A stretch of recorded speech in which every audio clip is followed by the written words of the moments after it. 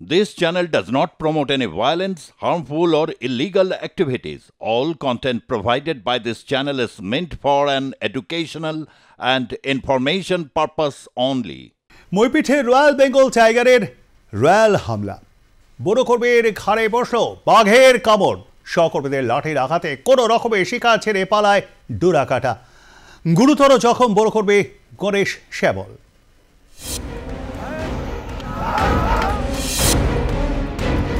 সুন্দরবন নামের মধ্যে সুন্দর থাকলেও আদতে এখানে বসবাস করা মানুষদের জীবন ততটাও সুন্দর নয়। প্রতিনিয়ত বাঘে মানুষে চলে লড়াই। সেই সুন্দরবনের পাশেই রয়েছে মইপিঠ। ইদানিং প্রায় সুন্দরবন লাগোয়া মইপিঠে বাঘের দর্শন মিলছে। আতঙ্কে কাটা হয়েছেন বাসিন্দারা। তল্লাশি অভিযানে নেমেছিলেন বন দফতরের কর্মীরা। সেবারের মতো ভয়ে বাঘ মামাজি তল্পিতল্পা গুটিয়ে ফিরেছিল জঙ্গলে। তবে এবার গায়ে কাঁটা দেওয়ার মতো এক ছবি চাক্ষুষ দেখলেন মইপিঠের বাসিন্দারা।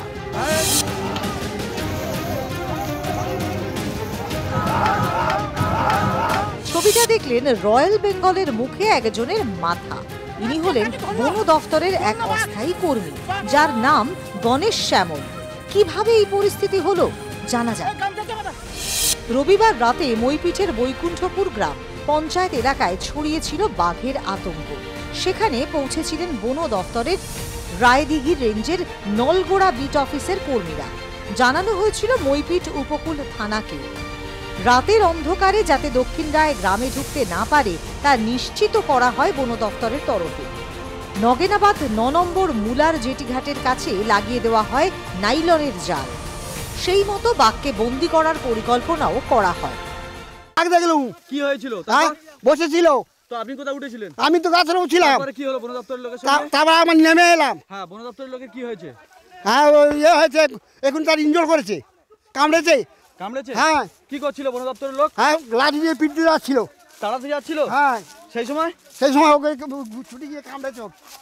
সোমবার সকালে বাঘের খোঁজে মইপিঠে তল্লাশি অভিযানে নামেন বন দফতরের কর্মীরা। সেখানে হঠাৎই হলুদ কালো ডোরা কাটার হানা। হানা বলে হানা, একেবারে ঘাড়ের কাছে কামড়। বলা যেতে পারে রয়্যাল বেঙ্গলের মুখে বন দফতরের কর্মীর মাথা। গুরুতর জখম হন গণেশ শ্যামল। আমাদের যারা কর্মীরা ছিল, বন দপ্তরের কর্মী এবং আমাদের টাইগার রেস্কিউ টিমের এই গ্রামেরই মানুষ যারা আমাদের সাথে সবসময় হেল্প করে কাজ করেন, তারা ছিলেন একসাথে সবাই মিলে। আমরা জাল যখন ফেন্সিং চেকিং চলছিল তখন গ্রামের একজন মানুষ, ওখানে বয়স্ক মানুষ কাজ করছিলেন নিজেরই খেতে। তো তাকে বাঁচানোর জন্য, তার যেন কোনো ক্ষতি না হয় সেরকমভাবেই আমাদের বন দপ্তরের কর্মী বা আমাদের যারা টাইগার রেস্কিউ টিমের স্টাফরা ছিলেন তারা এগিয়ে যান এবং এই অনভিপ্রেত যে ঘটনা, অনাকাঙ্ক্ষিত যে ঘটনা, সেই ঘটনা ঘটে। এই ঘটনায় বন দপ্তরের ভূমিকা নিয়ে উঠছে একাধিক প্রশ্ন। রয়্যাল হামলার রয়্যাল প্রশ্ন। প্রশ্ন ১, কেন কর্মীদের হাতে শুধুমাত্র লাঠি ছিল? প্রশ্ন ২, কেন যথোপযুক্ত কোনো সরঞ্জাম না নিয়ে তল্লাশিতে নামেন কর্মীরা? প্রশ্ন ৩, যারা তল্লাশিতে নেমেছিলেন আদৌ তাদের সঠিক প্রশিক্ষণ ছিল? গুরুতর জখম অবস্থায় চিকিৎসার জন্য বনকর্মীকে নিয়ে যাওয়া হয় আমতলা গ্রামীণ হাসপাতালে। সেখান থেকে নিয়ে আসা হয় এসএসকেএম হাসপাতালে। দক্ষিণ ২৪ পরগনা থেকে বিশ্বজিৎ নস্করের রিপোর্ট, আর+ নিউজ। মইপিঠে বাঘের হামলায় জখম বড় কর্মী গণেশ শ্যামল। বাঘের হানায় গুরুতর জখম গণেশ শ্যামলের ডান চোখ ও বাম হাতে একাংশ। প্রাথমিকভাবে গ্রামীণ হাসপাতালে ভর্তি করানো হয় তাকে। সেখান থেকে নিয়ে আসা হয় কলকাতার এসএসকেএম ট্রমা কেয়ারে ভর্তি করানো হয় গুরুতর জখম বড় কর্মীকে। মোট 12টি পরীক্ষা চলছে তার।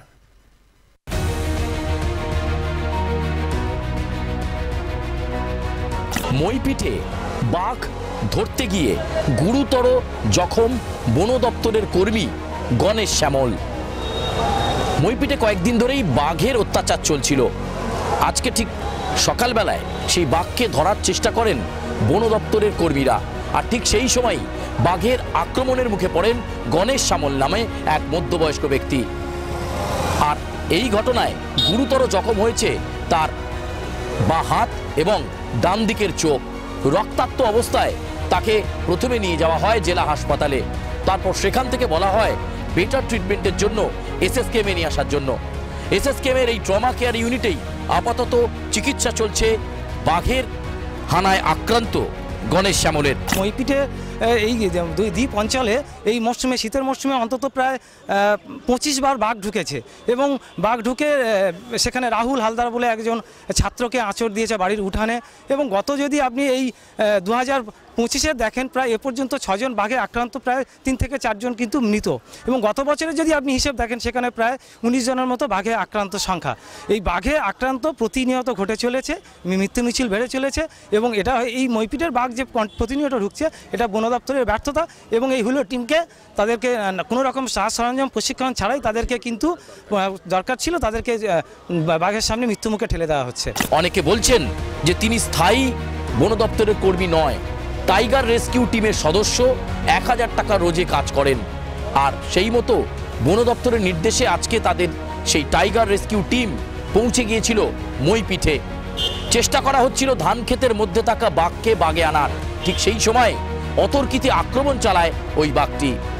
আর সেই সময় পরিস্থিতি সামাল দিতে না পেরে একেবারে বাঘের মুখের সামনে পড়ে যান গণেশ শ্যামল। আর ঠিক সেই সময় তাকে গুরুতর আঘাত করে বাঘটি। আপনি সঙ্গে ছিলেন? আপনারা কি নিয়ে গেছিলেন? কি নিয়ে? হাতে হাতে হাতে কি ছিল?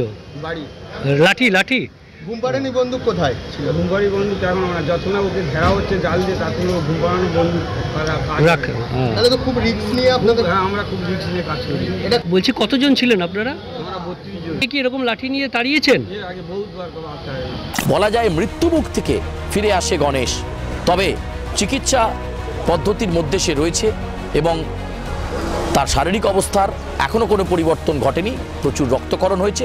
এই মুহূর্তে এসএসকেএমের ট্রমাকারী যে ইউনিট, সেই ট্রমা কেয়ার ইউনিটে পর্যবেক্ষণে, চিকিৎসকদের পর্যবেক্ষণে রয়েছে গণেশ শ্যামল এবং তার বেশ কয়েকটি গুরুত্বপূর্ণ টেস্ট করা হচ্ছে। তার চোখের আঘাত কতটা গুরুতর, চোখটা কি নষ্টই হয়ে যাবে, এবং তার হাত সেটা কি অবস্থায় রয়েছে সেটাও জানার চেষ্টা করছেন চিকিৎসক প্রতিনিধি দল। ক্যামেরা সুখেন্দু মান্নার সঙ্গে সুচারু মিত্র, আর+ নিউজ, কলকাতা। আমরা এই নিয়ে কথা বলবো। আমরা সরাসরি চলে যাব আমাদের প্রতিনিধি সুচারু মিত্রর কাছে। সুচারু, এসএসকেএমে চিকিৎসাধীন গণেশ কেমন আছে, সে কি বলছেন চিকিৎসকরা? না, এখনো পর্যন্ত তার রক্তক্ষরণ নিয়ন্ত্রণ করা যায়নি। হাতের যে অংশে বাঘের কামড় ছিল সেই অংশ দিয়ে এখনো রক্তক্ষরণ হচ্ছে। চোখের কন্ডিশন খুবই খারাপ। হয়তো তার সেই ডান দিকের চোখটি নষ্টই হয়ে গেছে বলে চিকিৎসকরা মনে করছেন, কারণ চোখে অত্যন্ত ডিপ হয়ে গেছে, নখ লেগে অনেকটা ডিপ হয়ে গেছে। ফলে এসএসকেএমের ট্রমা কেয়ারে চক্ষু বিশেষজ্ঞ তারা পৌঁছেছেন। তারা প্রাথমিক পরীক্ষা নিরীক্ষার পর বলেছেন যে এই চোখ আর ফিরে পাওয়া খুব একটা সম্ভাবনা নেই, খুব ক্ষীণ সম্ভাবনা। অন্যদিকে তার শরীরের অন্যান্য পাটেও কিন্তু বেশ কয়েকটা ক্ষতচিহ্ন রয়েছে, যেমন ঘাড়ের অংশে ক্ষতচিহ্ন রয়েছে, সেটাও খতিয়ে দেখছেন চিকিৎসক প্রতিনিধি দল। সবচেয়ে বড় যে প্রশ্ন উঠছে সেটা হচ্ছে এই যে গণেশ শ্যামল এবং সেই সঙ্গে 32 জনের টিম ছিল, এরা কিন্তু একেবারে বন দপ্তরের স্থায়ী কর্মী নয়, গ্রামের টাইগার রেস্কিউ টিম বা হুলা পার্টি বলা হয়। এদেরকে ওই যখন বাঘ আসে তখন বিভিন্ন জায়গায় ঘিরে ফেলার জন্য ব্যবহার করা হয়, তারপর জাল ফেলা হয়, তারপর ঘুমপাড়ানি বন্দুকের প্রয়োগ করা হয়। প্রথম পর্যায়েই বাঘের হামলার মুখে পড়ে যায় গণেশ শ্যামল এবং কোনো কিছু আন্দাজ করার আগেই হতচকিত হয়ে পড়ে সে। একেবারে তার থাবা ঘাড়ে এসে পড়ে। তারপর বাঁচবার জন্য সে হাতটা বাড়িয়ে দেয়, যার ফলে হাতে কামড় লাগে এবং তারপরেই বাঘটির আঁচড় কাটে একেবারে তার চোখের অংশে। ফলে সেই চোখটা ভীষণভাবে ক্ষতিগ্রস্ত হয়েছে। ততক্ষণে তার যারা সঙ্গী সাথীরা ছিলেন, যারা এই টিমের মধ্যে ছিলেন টাইগার রেস্কিউ টিমের, তারা লাঠিসোঁটা নিয়ে তারা করায় বাঘটি ছেড়ে দেয় গণেশ শ্যামলকে। রক্তাক্ত অবস্থায় তাকে প্রথমে জেলা হাসপাতালে নিয়ে যাওয়া হয়, তারপর বলা হয় যে এসএসকেএমে নিয়ে যাওয়ার জন্য। 3:10 নাগাদ এসএসকেএম হাসপাতালের ট্রমা কেয়ার ইউনিটে আনা হয় এই গণেশ শ্যামলকে এবং তখন থেকে চিকিৎসা চলছে। বিভিন্ন টেস্ট তার হয়েছে। বেশ কিছুদিন লাগবে এই ট্রমাটাইজ সিচুয়েশন কাটিয়ে উঠতে এবং সেই সঙ্গে তার হয়তো একটা শারীরিক প্রতিবন্ধী হয়ে যাওয়ার প্রবল সম্ভাবনা রয়েছে। হাতেরও কন্ডিশন কি রয়েছে সেটা দেখা হচ্ছে, যে হাত বাঘের কামড়ে গুঁড়ো গুঁড়ো হয়ে গেছে কিনা ভেতরের হাড় সেটা দেখা হচ্ছে এবং অন্যান্য আরও বিভিন্ন বিষয়গুলোকে সামনে রেখে চিকিৎসক প্রতিনিধি দল তারা কিন্তু ইতিমধ্যে চিকিৎসা করছেন। তবে চোখটা নজর, পরিবারের লোকজন তারা দাবি করছেন যদি চোখটা ফিরিয়ে দেওয়া যায়, তবে এক্ষেত্রে সত্যিই চোখের যা অবস্থা, থাবা লেগে সেই চোখ আর ফিরিয়ে দেওয়া যাবে কিনা সেই বিষয়ে সংশয় রয়েছে। তবে আপাতত ডাক্তারদের পর্যবেক্ষণে রয়েছেন এই গণেশ শ্যামল। এমনকি তার দাদাও ওই একই কাজে ভাইয়ের সঙ্গে গিয়েছিল, টাইগার রেস্কিউ টিম। যখন কাজ হয় তখন বন দপ্তর থেকে 1000 টাকা পাওয়া যায়, কিন্তু সেই 1000 টাকার বিনিময়ে এতটা রিস্ক, যেখানে হাতে কোনো অস্ত্র নেই, শুধুমাত্র বাঁশ লাঠি নিয়ে বাঘকে ঘিরে ফেলার প্রয়াস, ফলে যে ঘটনা ঘটার সেটাই কিন্তু আজকে মইপিটে ঘটেছে এবং মৃত্যুর সঙ্গে পাঞ্জা লড়ছেন একই বলা যেতে পারে এই এই এই এবং এই মুহূর্তে গণেশ শ্যামলের চিকিৎসক প্রতিনিধি দল তারা অবজারভেশনের উপর নজর রাখছেন। 24 ঘন্টা কাটলে বলা যাবে যে গণেশ শ্যামল এই মুহূর্তে যে পরিস্থিতির মধ্যে রয়েছেন, তার শারীরিক অবস্থা যা রয়েছে সেখান থেকে তার খানিকটা উন্নতি হলো কিনা আরও 24 ঘন্টা গেলে নিশ্চিত হওয়া যাবে। ধন্যবাদ আমাদের সঙ্গে থাকবার জন্য। কথা বলছিলাম নিউজ রুমে উপস্থিত আমাদের প্রতিনিধি সুচারু মিত্রর সঙ্গে। বাঘে মানুষের সংঘাত বাড়ছে কেন? বাঘ ধরতে যাওয়া বনকর্মীদের কতটা সতর্কতা অবলম্বন করা দরকার? আমরা কথা বলেছিলাম বিশিষ্ট বন্যপ্রাণ বিশেষজ্ঞ সুব্রত ঘোষের সঙ্গে। কি বললেন তিনি, শুনুন। এখানে একটুখানি প্রেক্ষাপটটা বলে দিই।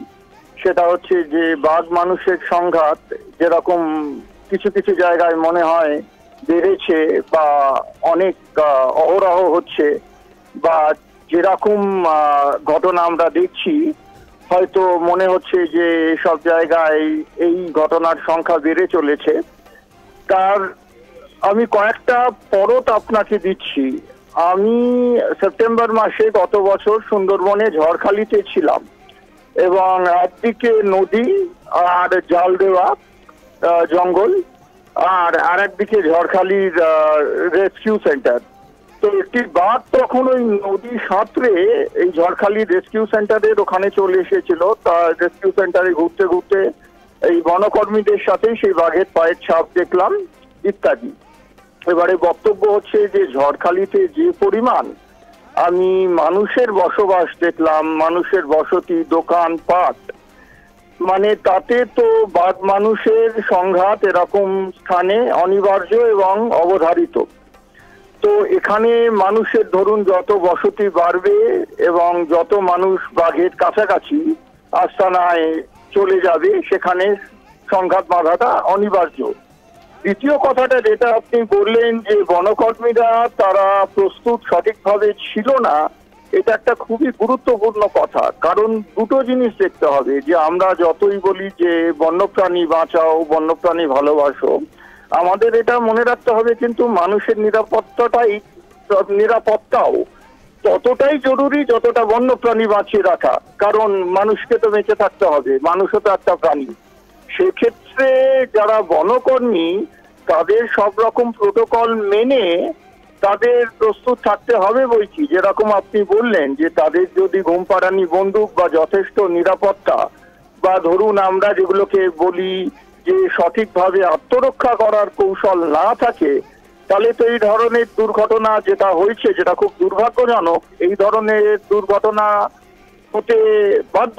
এবং এই দুর্ঘটনাগুলো মানে এই ভদ্রলোক বেঁচে গেছেন, এখানে তো মারা যাওয়ার সম্ভাবনা অত্যন্ত প্রবল। সুতরাং বনকর্মীদের তাদের খুব সাবধান থাকতে হবে এবং প্রোটোকল মেনে তৈরি থাকতে হবে যে একটা এরকম পরিস্থিতি যেখানে অনেক অনিশ্চয়তা, কিন্তু তার জন্য আমাকে আগে থেকে সেই জিনিসগুলো ভেবে নিয়েই আমাকে অনুশীলন করে প্রস্তুত থাকতে হবে যে এই পরিস্থিতিতে আমি এইভাবে সামলাবো।